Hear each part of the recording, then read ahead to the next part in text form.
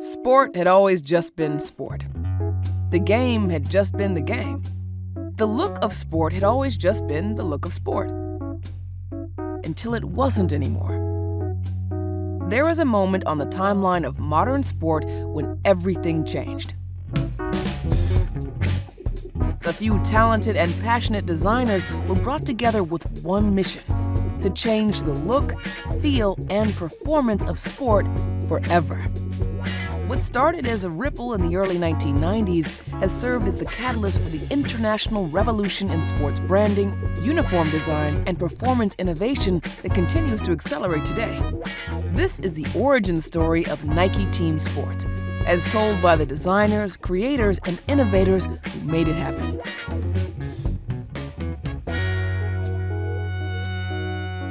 This is The Designesty. Welcome to The Designesty. I'm Ken Black. This episode is extra special because my guest, Keith Houlemard, has been a teammate of mine in every sense of the word. Back in the 90s, Keith and I co-founded Nike Team Sports together. We were partners in crime on basketball, from NCAA and NBA uniforms to Air Jordan and Nike basketball apparel. We loved the game, we lived it through design and product, and we even played it ourselves during pickup runs on campus at lunch. Keith went on to carve an incredible career, leading apparel, product, and business at the highest levels, including becoming president of Brand Jordan. Then 2 decades later, we reunited on the global stage. Keith as vice president and general manager of the Sochi and Rio Olympics for Nike, and me as Nike's creative director.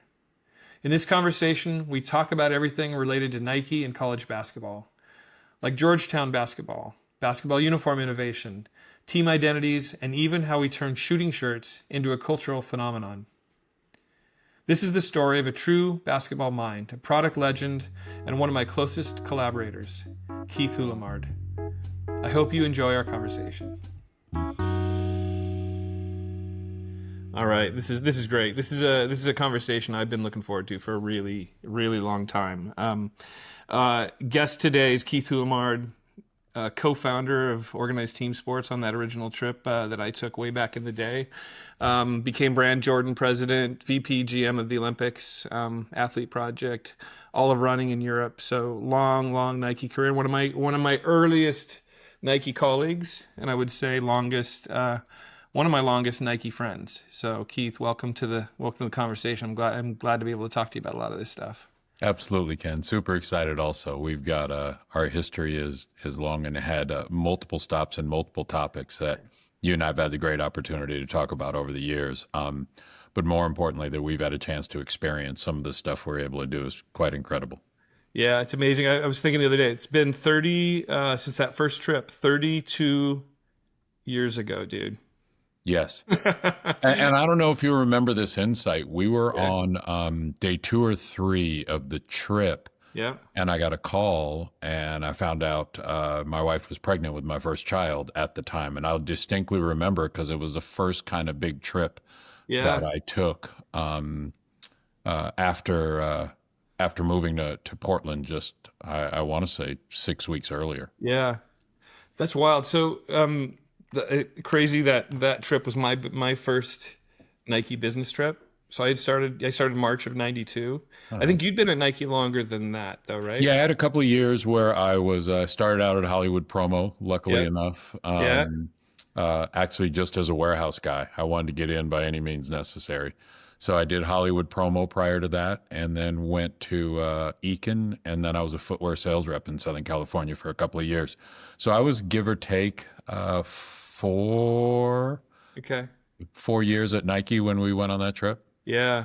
I started in 89. Yeah. And you started, so when you would have started in apparel, because this was OTS obviously was an apparel dealer. Were you in footwear first and then came over, or what was your path? Yeah, unique. And I won't bore you with the long journey, but I was kind of on a by any means necessary wanting to get in. Friends with a guy, grew up playing baseball with a guy, David Bond, who we both know, they call him Boot. Yeah. And he was at Nike before me, and he just told me, this company, you got to come work for this. It's cool. It's irreverence justified. They got these T-shirts and so on. So I interviewed 6 times over 18 months, just trying to get in because I thought it was the coolest thing ever. And so, as I said, I started at what was then called Hollywood Promo, not Entertainment Marketing Office, as a warehouse guy. Yeah. But I really loved kind of the whole concept of what Nike was doing in basketball. So really, footwear was my love and interest. Yeah. But I found out that an apparel job opened up. And maybe the most unique part of the story is I didn't find myself that at all. But the Oregon crew found me like the cool guy from LA who knew all the folks at Cross Colors and Carl Kanai and had a goatee before other people did, was like, oh, he'll get it. We can teach him apparel. He knows a consumer. Yeah. And it sort of did work out that way, all except I wasn't that cool.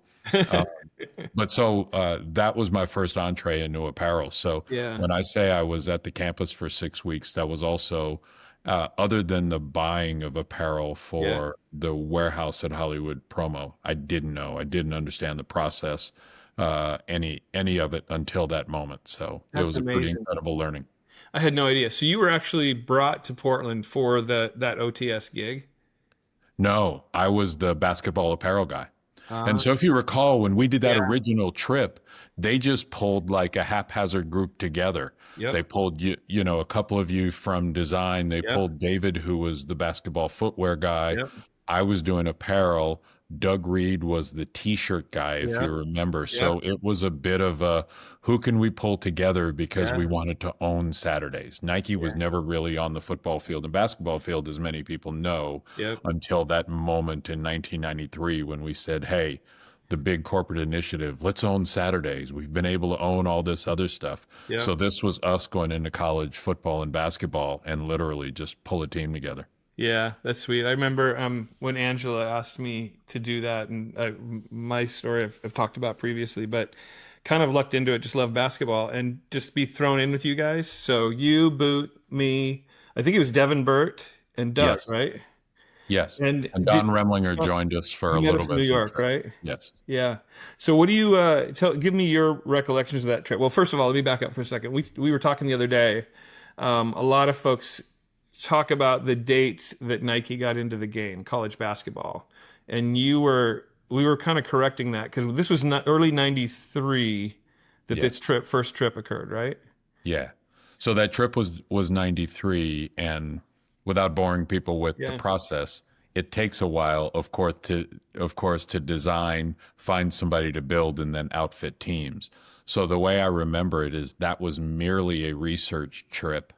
That then turned into later in '93 when Nike had a reorganization and they needed to pull a team together. And I remember that being somewhere around summer '93. They called it OTS, pulled the team together, and that's when I, if you will, added the OTS to Nike basketball, and we became focused on that in that moment. So the way I recall it is the first time we showed up on court and on field was the 94-95 season. That's how I remember it, but we may need to go back and look at the history books. I know, I agree. It's interesting. We on that original trip too, I'm trying to think of the list. So I know Seton Hall, we had a legendary dinner with PJ Carlesimo in New Jersey, right? What else? We hit Georgetown. I thought we went to Michigan first. Okay. And I thought we went to Michigan first, and it was snowy weather. And there was a time where somebody decided to drive and do some donuts with the car. So we went from Michigan to New York, as I recall it.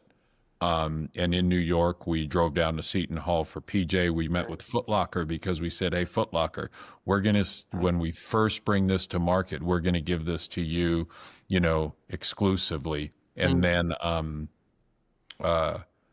we popped down to Georgetown and met with Big John as the last part of the trip.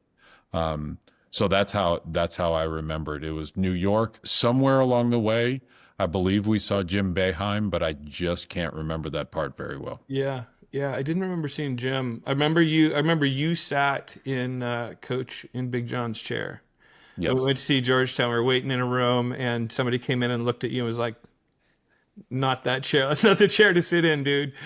So So John, those who remember, John had Yeah. Big John had somebody who was his enforcer, who was Mary Fenlon, Yep.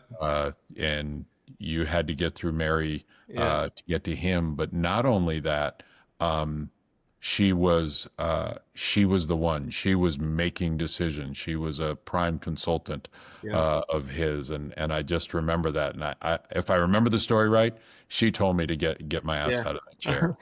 Um, Yeah. and as time went on, if you fast forward 10, 15, and 20 years later, he became an incredible influence on me and my career, not only from us doing the identity, but some Yeah. other things that happened at Nike where he stepped up and literally, called Phil and said, hey, look out for him. Dude, that's amazing. That is so cool. Last time we were talking, I had thrown something out and you kind of came back too about that first wave. I remember, Nike basically just put a bunch of us kids, because we were all 20s, mid 20s, late 20s, something like Pretty that. close. Yeah. And threw us on a plane and said, go talk to these coaches and talk to Foot Locker and make uniforms. And as Angela Snow said when she was lamenting that sports marketing signed all these things, like, we don't make uniforms. Who does that? And so we just went out and figured out how to do it, right? And so Yeah. I'd love to get into a little bit about your recollections, about how we did some of that. And I remember, I think it would have been that spring of, but going to DeLong Manufacturing in Iowa. And they put me up in this old house in a field, like it had a company house. I don't know did you ever visit DeLong? I never made that trip. Okay. Yeah, they had a corporate house that they would put guests in. I swear that house was haunted. I stayed there by myself and was completely freaked out. Yeah. But just went with the existing Michigan uniform. I know it was Michigan. I don't think we had signed Duke yet. And basically just sat in a room with them and said, how do we make this? And so they made that first wave. We hadn't really got into shooting shirts and stuff.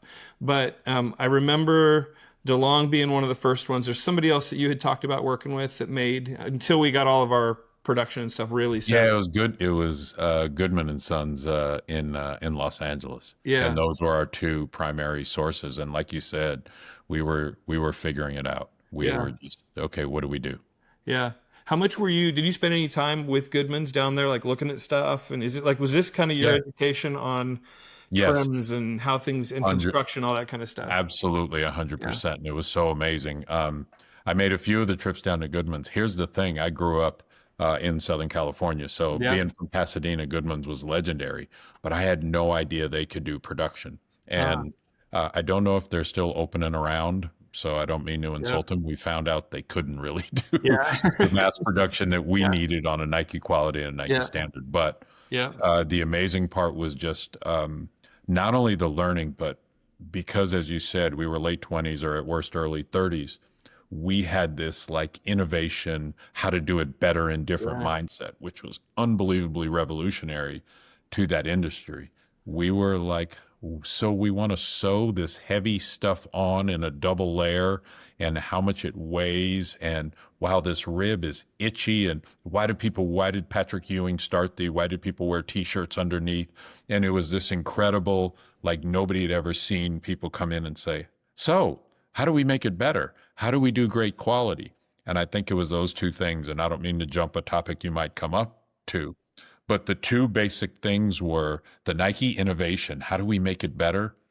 And the design innovation that focused both on the heritage personality of the school, and most importantly, a respect for the game. And I'd love to talk for a minute or two about the way Nike brought respect for the game into uniforms. And that was, I believe, more game-changing than anything basketball had seen before. We respected the game, but innovated with design. And I thought that was just an incredible thing for me to share and be a part of. Yeah, that's let's go down that road, because I remember what I remember is, like I said before, a couple of kids who were in product, whether it's design or love product or love the sport and just love basketball, right? Yep. And always talking about, hey, what can we do to make it better? I'm curious from your perspective, what was it that gave you that understanding? Like, you were still pretty fresh, right, into the biz and working with teams and stuff. Like, what is it? Because I get asked this a lot. What is it about Nike in those early days that led you to understand it's about making it better, it's about respecting the game, it's about unique stories? Where'd you learn that? Everywhere. It was us. Yeah. It was you. I remember you saying, this doesn't respect the game. It's me being a fan and seeing Kentucky and that Apex One cat scratch thing going, what the hell? That wasn't what I thought the game was. And it had, the most important thing was, in our conversations, we're like, that has nothing to do with Kentucky. Yeah. Now, if there was something in Kentucky that really said design it that way, then that would make sense. Yeah, sure. The other thing was, I believe our footwear innovation led us to a new place. Yeah. Being able to sit in from early in my career on Tinker and MJ, having meetings.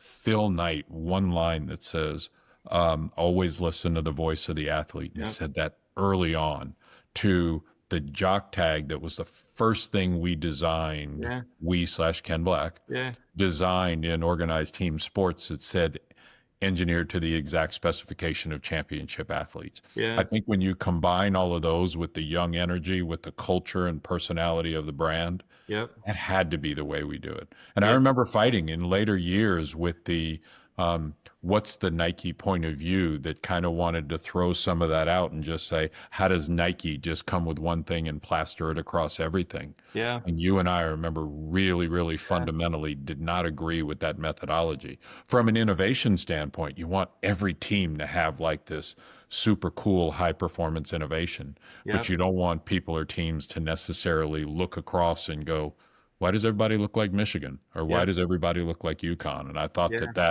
that thing revolutionized the game in a way that I believe continues both in the NBA and in college today. Yeah, that's awesome. I do remember specifically Duke, what you're talking about right there with Duke. When we first got our hands on those uniforms and started looking at it, and I realized that there are a million teams out there wearing Duke's uniform.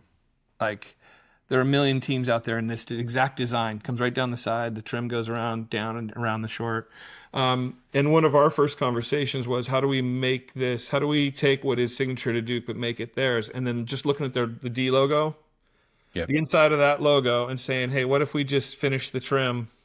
What if the bottom, instead of coming down straight, just clips in to match that logo, and you get that nice kind of razor effect at the bottom of the short, which was just a small detail, but made it uniquely theirs in a way that was true, it was authentic to them, but also not like, as you referenced, because I reference this all the time, that I can't remember that it was Apex One, but what they call it, cat scratch. It was just like, what has happened to college basketball? What has happened? It was Apex One and Starter at the time that were primarily doing uniforms, and they were diving in. And I remember that being all about our first conversations. One of the things, and I'm going to come back to this when we talk about shooting shirts, that I think made that moment in those times great, is not only the listen to the voice of the athlete, but how do we take a consumer insight and turn it into something that consumers will want to buy and relate to.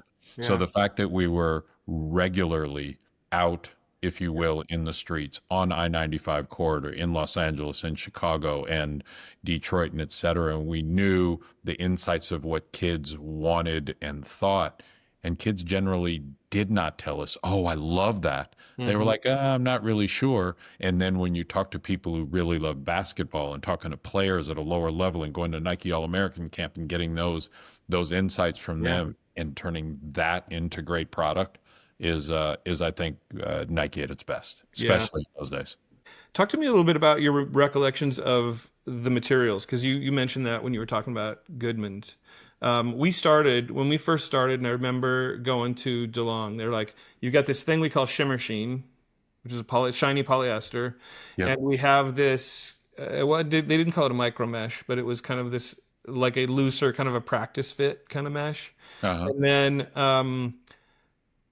I think the world called it Pro Mesh, which is kind of what the NBA was using, right? Like that's what we had to work with in the beginning. But as we got deeper in and began to apply technology and stuff, we brought some newness to that stuff too, right? What do you remember about kind of materials and point of view and all that made it unique? Yeah, the biggest thing I remember, and it actually showed up in one of our conversations that we'll talk about, is the, like I said, the innovation mindset, living at Nike versus the selling of hype mindset, which I felt like a lot of brands did, especially the NBA at that time. And if you remember some of the NBA expansion and what they were doing with uniforms, and it was more about a hype driven versus an innovation. So what I remember is we just created things that ended up being proprietary, but how do we instill performance in? What we recognized was that Pro Mesh was heavy. Pro Mesh needed to be heavy because you needed to sew these heavy tackle twill numbers and names on the back. And by sewing it on, and if you printed it on, it just felt cheap and plastic. So we were trying to find the difference. So our material innovation, I wish I could remember who was heading it up because they deserve a lot of credit for what they did in those days. But really working overtime and turning, a cheap thing from shimmer sheen into what we ended up calling dazzle. Pro Mesh into, I wish I could remember what our mesh was, but it was just a softer, more pliable mesh that held color better, that was more washable, to breathable applications on letter and on the numbers and letters. So my recollection was just convincing people of that. You brought up something great, which was the little detail around the Duke short. And I remember those meetings so well, from Lute Olson to Jim Calhoun and Jim Boeheim and Coach K and Big John and all of those meetings we had. I was, it felt too easy because we always won them over, because we started with, you would give well, Duke is like this. You don't want to look like everybody else. This still is very Duke, but we added this detail. It's the same conversation we talked about performance. You're still going to look well, but your players are going to perform better. And one thing that you and I would be really remiss without bringing up is Nike did get into uniforms in, I believe it was 1987, and it was the only time, and this is before you and I were around. I wish I had the year right. Might have been 88 or 9. But Nike decided to innovate, and Nike did unitards. I heard stories about this, And there's a famous story that goes around that I know is true, and I hope at some point, he would chime in and listen. But Derek Coleman played for Syracuse, and Boeheim has told the story over and over. He sat in the locker room and said, "I'm not going out wearing this." The thing about it is, we didn't consult with the team. We didn't say, here's what would be great for you. We didn't say this is about Syracuse, and we didn't say this. We just said, Nike's got this new performance innovation. We're going to change the game with this unitard. So now back to all of our meetings. All of our meetings went so well because we would almost always start with a unitard joke and then go into, this is what makes Duke great. This is what makes Georgetown great. And when you go from that inside and come out, everybody, I'll say, loved us from there. We still had to deliver on time and do all that stuff. But they loved the fact that we cared about them and we cared about the game. Well, it seemed like it made it real. And my recollection of the end of that story with Derek Coleman was, in the tights, he said, "Only my lady gets to see me like this." Which makes total sense. Hey, I thought, how about if I throw up a couple of images of some uniforms? We talk through what we remember about that stuff. Does that sound all right? Oh yeah, it'd be fun. One thing you touched on while I'm popping this up to share is you touched on the team sports badge or label, and that was, when you talk about here, and I'll just forward to this guy here. For those that are just listening to this, just pulling up some images here. This team sports patch, like this was one of the other things, Keith, that when we started, it was everything like sitting with DeLong and they're going, okay, how do you want to label this stuff? Like, I don't know. Let's look at the champion stuff. Let's look at what everybody else has done. And we recognized that we needed something that could be signature. And one of the things I love about this when we were building this is, engineered to the exact specifications of championship athletes, had only appeared on shoeboxes and footwear before this. Like, there was never an instance at Nike where this statement, which what we all knew because every time you open a shoebox or whatever that is there, appeared on something. And the charge to us with starting organized team sports was do for apparel what footwear has had for years, which is every athlete wears it in competition. We need people to begin wearing our apparel in competition the same way. So, that was a fun one. Let's talk about Georgetown for a minute. This, I believe, was the first. And let me ask you the question. I think this is the first uni we had done for Coach Thompson. I believe so. Okay, and I think it was the 94-95 season. Okay, yeah. But there are records out there that people say it was the 93-94. I just I don't. Yeah. Remembering our timelines, I don't know how we'd meet with Coach in February and give a uniform and have a shooting shirt idea and all that within that amount of time. But I agree. We'll see how it all comes out. But I do recall this as the first one. Yeah. So talk to me about your recollection specifically with like the print, because that. Oh man, it was. We kept the type very clean. We're like, hey, let's do something classic. The black, the Hoyas type is a regular full block.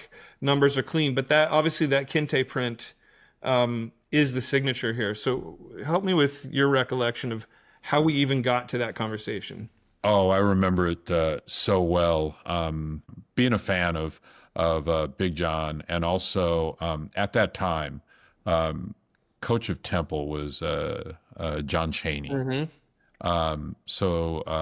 John Thompson, John Chaney, couple other coaches were really strong. There was a Black Coaches Association, mm-hmm. and they were very strong voices. And those voices crossed, out of basketball into political lines, and they were great voices. And it was because of that Phil asked John to be, as I understand it, onto the board, and he was very committed to the company. So anyways, he really, really stood for rights of African Americans, mm-hmm. and the way he recruited. And he would take some pretty educated, but what people might determine to be chances on players, but really developed, and he was known for developing men. So I say that as setup. So I was in such awe sitting there talking to him about what to do, but he's really funny, or he was really funny. So he'd sit down and he said, "You know what I like? What's that African stuff from, when Spike Lee did his movie," and he's just kind of referencing, he couldn't think of it. And somebody else in the room, I don't remember who, said, "You mean kente cloth?" He said, "Hell yeah. We should do kente cloth. That'll piss them all off. They really won't know what to do with this kente cloth. But we should do it." Yeah. And I remember just kind of chuckling, like, this dude, it's like I said, having insight from the school, from the personality, from the driving force, and turning that into something was just so amazing. So that's the part I remember, was he was kind of like, they won't know what to do with this. Yeah. They think we're all traditional. Let's do kente cloth. Yeah. And Janet, as I recall, as the designer, yourself and myself were really excited, but a little stuck. Yeah. Because we weren't used to being that bold. We were like, oh, well, should we? And I thought that was just a great lesson for all of us to be able to do it. So that's how I recall it happening. In the first in-depth meeting in that little office in the old gym at Georgetown, where he was like, let's do that. And it was sort of a group going, hell yeah, we should do that. Yeah. And of course, no one's ever going to argue with him. Right. He was such a powerful dude, because I think if he were a different coach, we might go, but Georgetown, it's DC, it's traditional. What's that got to do with? Yeah. And his boldness was incredible. And I think that's what leads you down amazing design paths. Yeah, totally. That's great. The cool thing about this too is, I don't know if remembered this, but Michael Morrow, who was another designer at Nike back in the day, had inline. There was I don't know if it was Nike Basketball Sport Graphics, had done a line called Dunkyard Days or Oh yeah. Heroes or something, where he had used a version of this print and had gone through all of the approvals, like went to like the International Kente Print Society or whatever, just to make sure, because we wanted, like, the other piece about this is there's responsibility when you're asked to do something like this. Like, if we just throw something in and go, oh, hey, I'm a white kid from Oregon, let me take a shot at this, is like, like you're not showing respect, right? And our whole point of paying attention to every detail, and so having something that comes from a very real place was super important to us.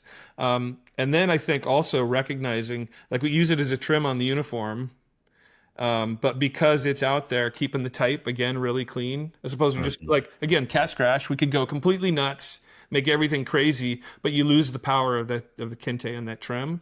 Right. But that shooting shirt, I always remember, and I regret that I didn't hang on to that one, because that is one of the coolest, I think, most beloved shooting shirts that we ever did.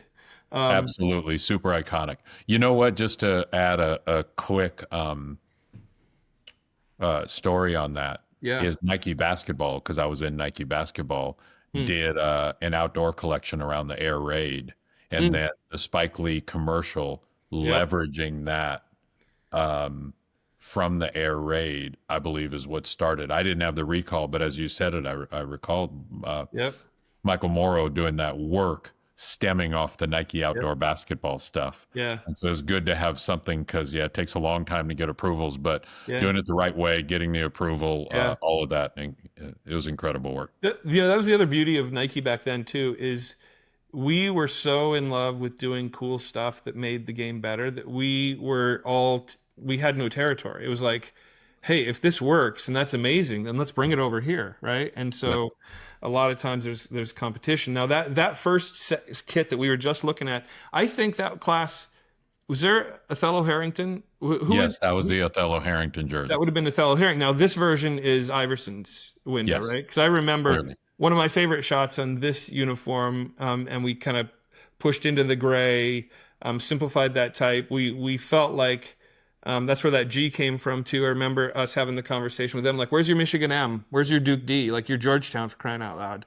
And so that's what I remember we created here. One of my most favorite shots of Iverson is him in this uniform and a pair of AJ11s, which we worked on together. Not just, that felt like the whole world coming together in a way, stylistically and performance-wise, that said everything that I believed about Nike, you know? Yeah.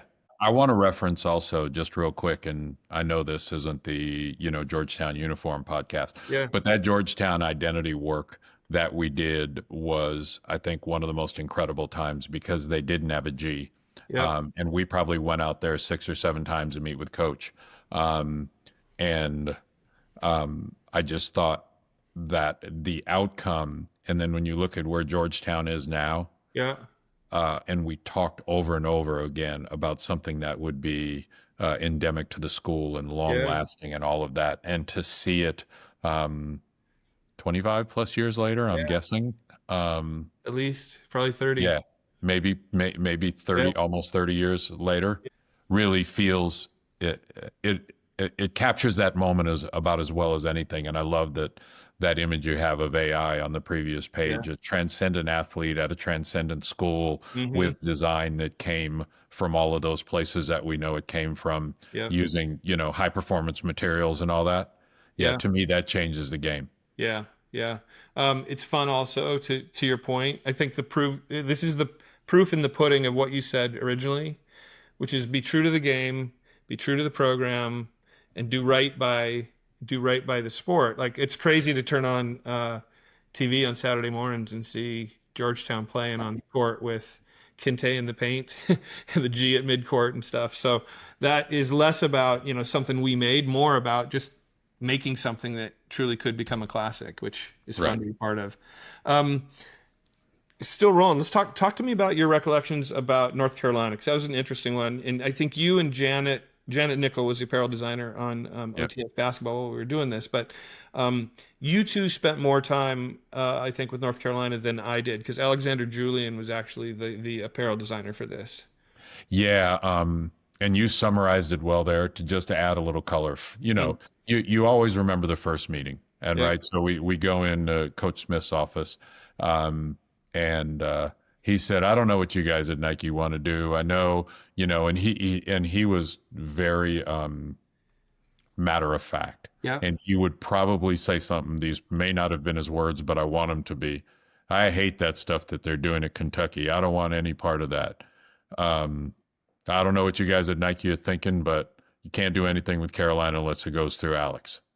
And at that point, I knew that, there was something out there, but I honestly didn't realize it was Alexander Julian. So he went deep into, he's our guy. He went to Carolina. He designed the uniforms, and the public loves it. Those are Carolina uniforms.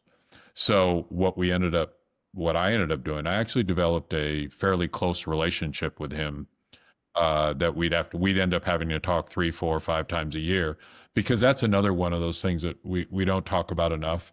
But the relationships you develop and the trust you develop in those relationships end up reflecting in the work. And you can tell those teams and those organizations where you have a lot of trust, because you're able to really take them to a new place. And that was really difficult, because Coach Smith didn't want change, and Alexander Julian thought he designed the greatest uniform that should never, ever be changed. And over the years, we just said, well, what if we do this? Hey, will you design? Let's add this, color in. Let's do that. But it was frankly baby steps. But we developed such a relationship that, as the school moved on, as Dean went to Roy Williams, who we had an existing relationship with, Nike was able to really evolve and do a lot of things in future years because of what we established with them, focusing on trust, performance, etc. And then they became the first Jordan school, so that was a big deal too, over the years. Did you, when they became a Jordan school, did they? I can't remember because I wasn't in the mix at that point. Did they carry over the same uni, or was there a shift? When Jordan? No, it was the same uniform. The model we used in those days, because Jordan's been a growing topic at Nike, but the model we used in those first days were, it would be foolish for Jordan to put a 25-person team together to create uniforms when Nike already had a 50-person team making up those numbers to do it. So we used all of Nike's existing fabrics, design, et cetera. But we started taking it through an approval process that used Jordan design. And that's the thing that allows you over the years to make adjustments and changes. And I think the system they have now, as Jordan has many, many schools in football and basketball, allows them to use all the best innovation, but to, add a little bit of Jordan touch on design. Yeah. I want to talk about Duke for a minute, because and on this kind of this photo, there's two things here that I would love your perspective on, because you were kind of, as a product guy, you were always also pushing for more of those details that became signature. And one of the signatures that we introduced was the belt buckle, right? The buckle logo. And then the other one was like what's going on in the collar of this jersey that Jeff Capel's wearing. Just the detail at the shoulder. You talk a little bit about what you remember about how our intention of adding details or other things we'd done to create things that are kind of signature, but also raise the bar within the design. Yeah. So this ties in a bunch of things we've been talking about. So one of the things that I think continues to be super important is those relationships we develop. And frankly, in those days, we did not have Kentucky. Duke and Carolina, which both came on to Nike, I believe, in late 93, early 94, were the most prominent, basketball programs we had. As much as we loved all those Big East programs and so on, they carried the day when it came to college basketball. So the edict always at Nike was, we got to push, we can't just do. Well, Carolina limited us with Alexander Julian, and Duke limited us because it was Duke. So it was only through this constant, tie into footwear. I remember Coach K cramping when we said, how about a black uni?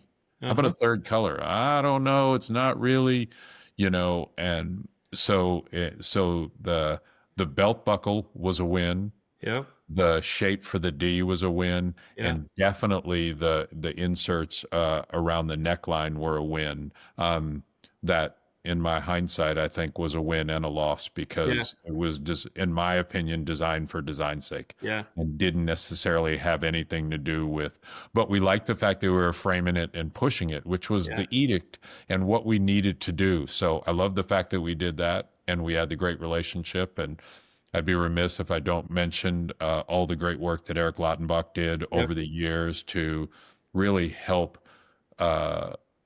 kind of grease the wheels and smooth all the relationships, so that whenever we met, people knew we were coming in and we were part of their team. Yeah. Yeah. That's great. Were you on the trip with me? Yes. We went to the coaches trip for the final sign off on the black uni from Coach K.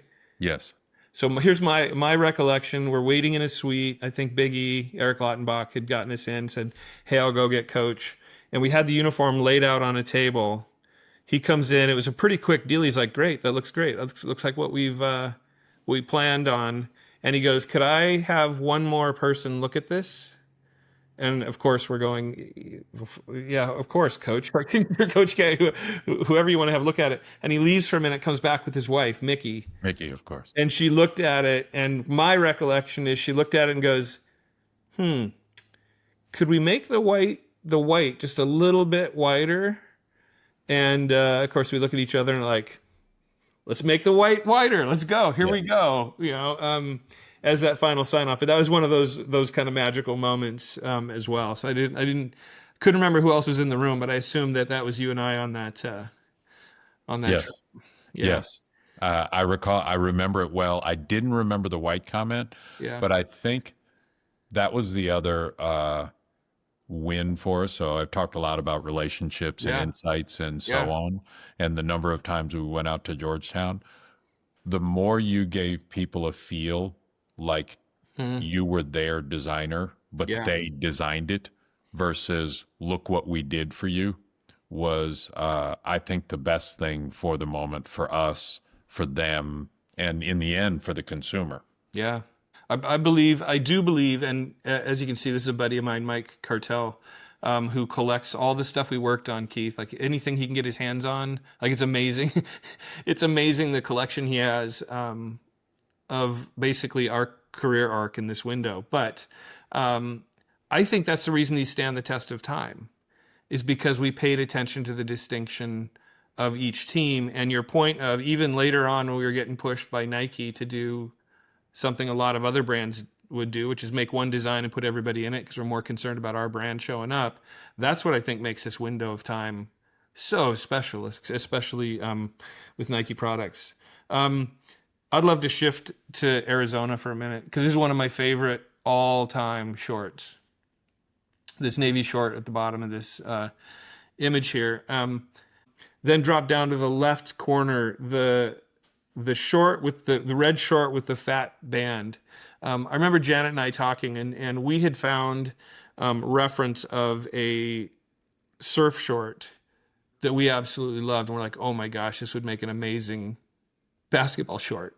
And we took it to our producers, our developers, and they're like, yeah, we don't have time to figure that out. So that left bottom version just has a knit rib to kind of give that feeling of the heavy band at the bottom. And then the navy short right next to it is the one that we really wanted to do, which just has that really strong, the thick white bands on the bottom, and then the stripes down the hips.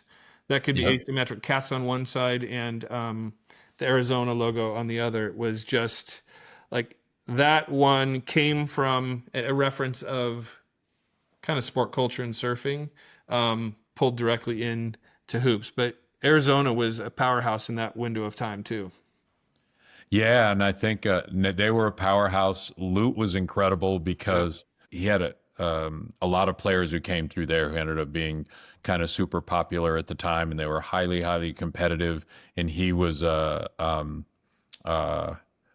just kind of the man Yeah. in college. I also remember him coming to Nike and he spoke at a sales meeting, and it was one of those rare things. When you're doing the basketball apparel uniforms, you think you're changing the world, and we thought we were great. And I'll never forget him on stage, and it might have either been an all company or an all sales meeting, and saying what the guys, and he called us out by name and said we had done such a great job and what it was for Arizona. And not that I cared about hearing my name, but it felt so rewarding that we had developed the relationship with him, that he called out that the work was amazing and the partnership was amazing. And then the other part about it that you make me think of is the world revolved around shorts in those days. The basketball jersey was kind of cool, but everybody who showed up everywhere to a camp to play pickup basketball wore their favorite college team shorts. And it was also a reason we put a lot of attention. The Syracuse short, the Arizona short, the UConn, and there you go. You were ready for me. Were things that just became streetwear, iconic, hangout lifestyle stuff. And so it kind of flipped that, along with shooting shirts, which I know is something to talk about, but it flipped the current kind of youth streetwear lifestyle on its head, because people could reflect their own team. They could wear a solid short with a shooting shirt and so on. And that's where I go when I talk about what were the insights of how consumers were living that you could then turn into product that sort of surprised and delighted them for their lives. Yeah. Yeah, that's cool. I love that you brought up the Syracuse short too. This is also directly related to your first comment about Apex One cat scratch. The reason that short existed is because sublimation had just basically been invented. Like, you could print anything all over on a piece of polyester material, and so the Apex was like, okay, well, let's just make something crazy. If we could do crazy, let's do crazy. And for us, I think Syracuse might have been one of our first authentic applications of sublimation. Yes. And what we wanted to do is we wanted to use it to do something that we couldn't do with traditional trims, but would still have a really classic basketball look, as opposed to just using it to break all the rules. And so we had created, again, same thing with Syracuse, the goofy basketball, I think Nate Retzloff helped me with that logo. Syracuse just had the big bold S. We're trying to do something for Coach Boeheim. And then if we're going to put it on the side of the short, I think, talking with Janet, wouldn't it be great if the opening or the detail on the side of the short matched that shape?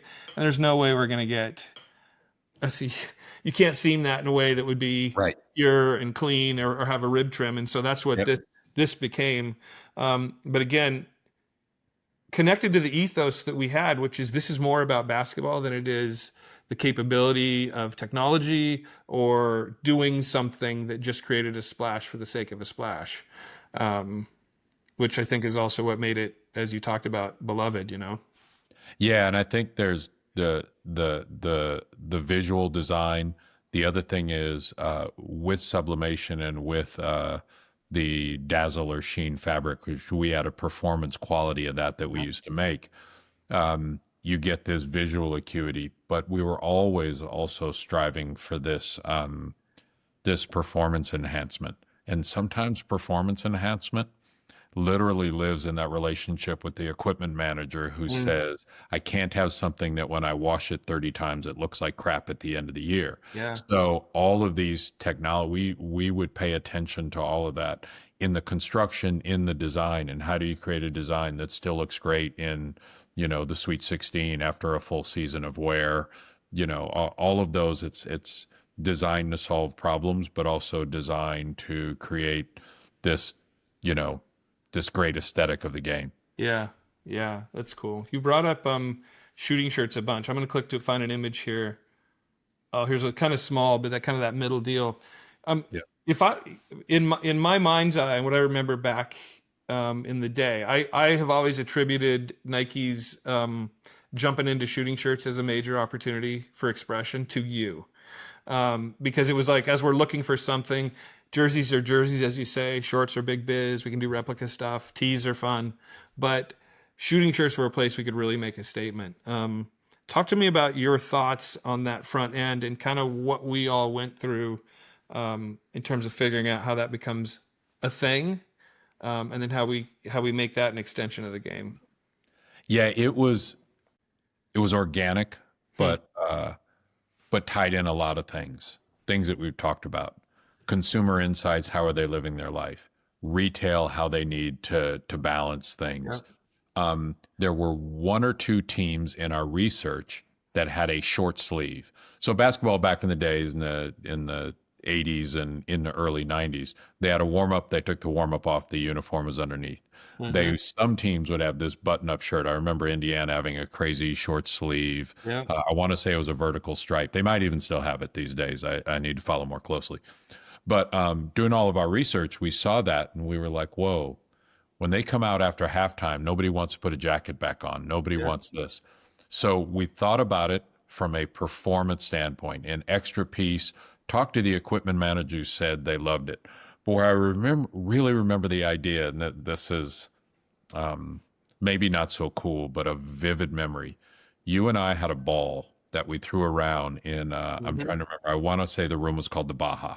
Yeah. And there was a room over at the end of where OTS was. Yeah. And we'd have these kind of creative strategy, and we would throw the ball, bouncing it on the table into as we talked about things.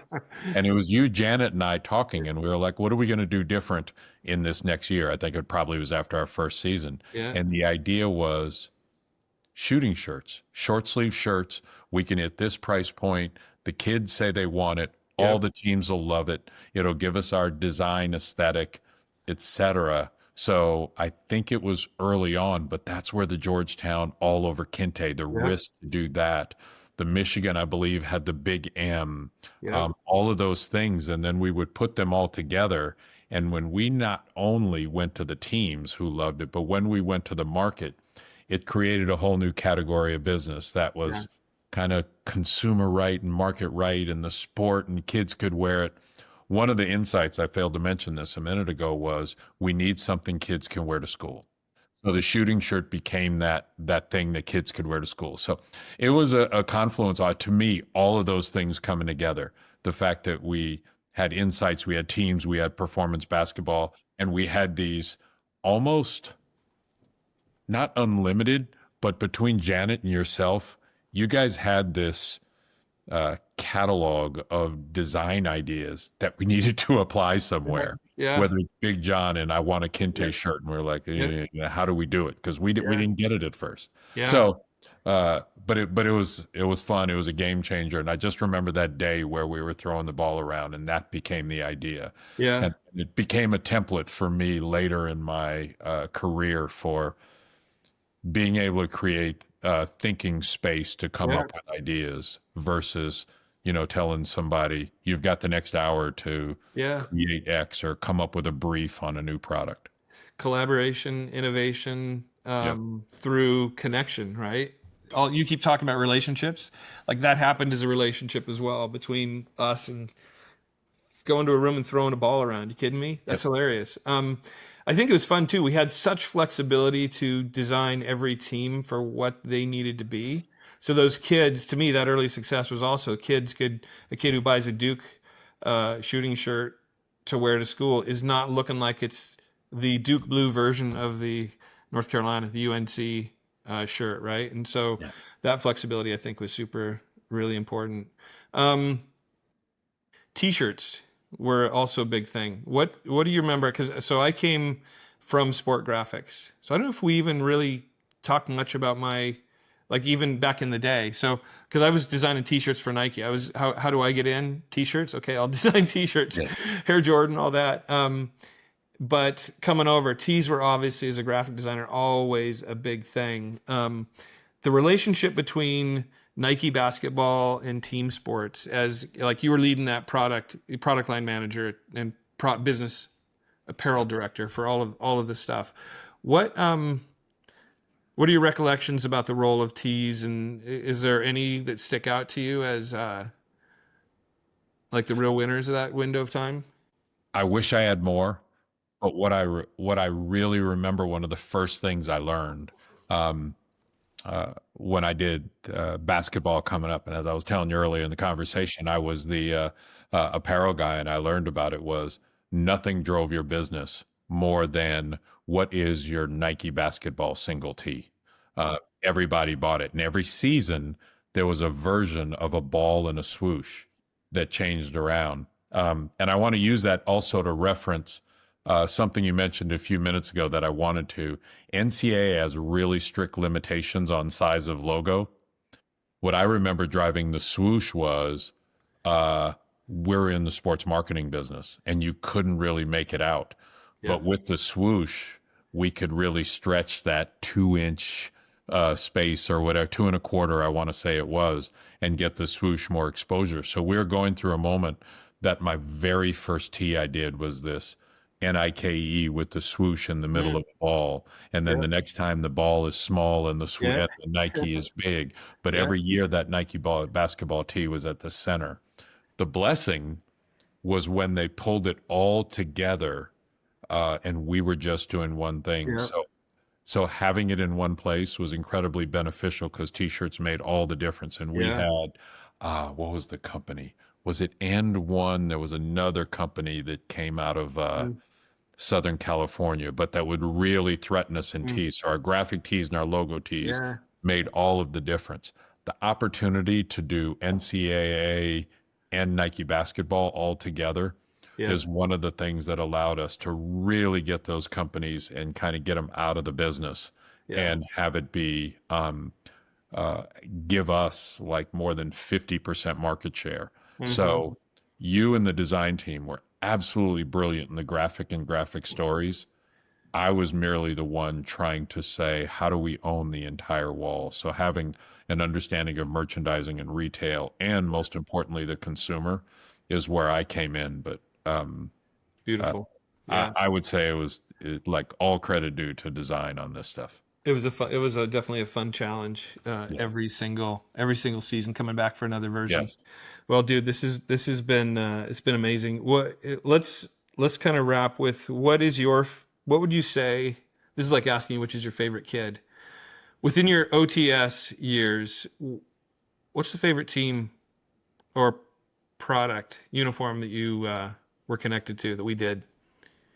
Wow. That's a tough one. I have a couple of emotional answers that connect, and those are around what we did with Georgetown and the G and working with John because of what he meant.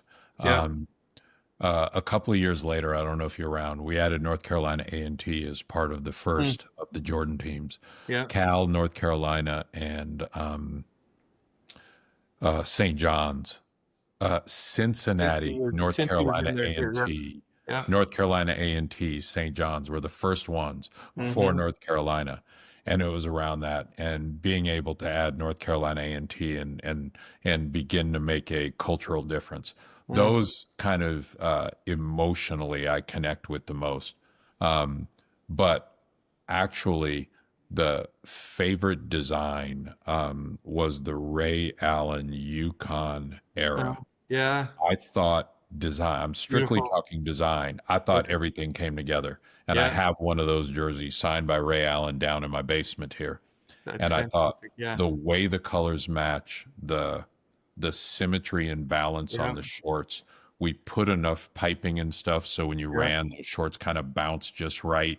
The color, the line weights on the numbers, the name, everything. If I were to say what worked, that worked. And I remember telling a story many years ago of Kentucky and Cat Scratch to that was about like elevating the game of basketball. Completely. So that if you, as this is a design conversation, I thought that one, and I'll, when I go down in the basement, I'll take a picture and send it to you.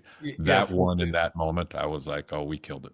Yeah, that's great. Michael Scheibel was the designer on that with Janet. Janet was the apparel designer. Michael Scheibel was the graphic designer. Oh, is that right? And I remember when UConn came into the mix, the graphics they had to work with were just not great. Michael did an amazing job of just simple, beautiful, and combined with the lines and the colors. You're right. That's That's so good. I got to say on the Georgetown stuff too, there's something I wore today in honor of our conversation. Nice. T-shirt. I got to get you one of these. I got to get you one of these. Please. It's from our friends, my friends at Vandelay Industries. They've taken some of this stuff that it's just amazing, Keith, how the things we were doing when we were kids. Vandelay Industries? Did they take that off the Seinfeld? Exactly. Vandelay. Yeah. That's them. Yep. Good. And they prefer not to be named, so I won't name them because they're just doing some cool stuff. But Huli, it's amazing to me the things we were doing when we were kids. Right. That we got to do it. That we got to sit in these rooms and have these conversations with these coaches. And then we got to bring them things and ask them questions like this. Does this work? How would this make it better? We got to talk about how we make sport and athletes function or play or perform or even just feel better, look good, feel good, play good, right? And how a bunch of kids trying to figure shit out resonates later with folks who look back on a window of time and these products isn't as things that have value. I just have to believe it's because it feels like there's heart within it because that's what we were given, you know? Yep. So, Well said. dude, this has been amazing. I would love to come back at another time. Let's have a Jordan conversation because I think we should. specifically we'll hit the 11 and 12, which we were in deep on together. And that was right in that bridge when Michael was retiring, coming back, not retiring. So I'll look forward to having that. Those were incredible times. And just to tease that shoe's considered the GOAT. Yeah. Those times and the product we created, the work you did with and I'd love to talk about the JORDAN that was on the shoe, off the shoe, all of that fun stuff.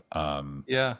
We'll dig into that. We'll dig into that in our next conversation. Keith, man, thank you for the time. Thanks for the memories, man. Incredible. I hold our time together close to my heart. So likewise, those are amazing times. And I can say not only appreciating how much I learned while doing that and how much I was able to just grow by being around great ideas, great people, and an opportunity, which a lot of people don't have the blessings of the opportunities that you and I had in those days. Yeah, super. Well, thank you, man. Appreciate it. Cheers. We'll connect soon. I always love talking to Huli. I leave every conversation with so much energy, so fired up. Wish I could go back to the Nike gym and play one more pickup game with him. The good news is we've got much more to talk about with Keith on the subject of basketball, Jordan, NBA. We'll pick that up in upcoming episodes, so make sure that you check back in. And check out our Substack page or Instagram for more tidbits and insights on the Designesty. Sign up on our Substack page if you want to receive updates on future episodes and additional stories, images, clips, videos of Nike team sports that you won't necessarily hear here in this podcast. Thanks again for listening.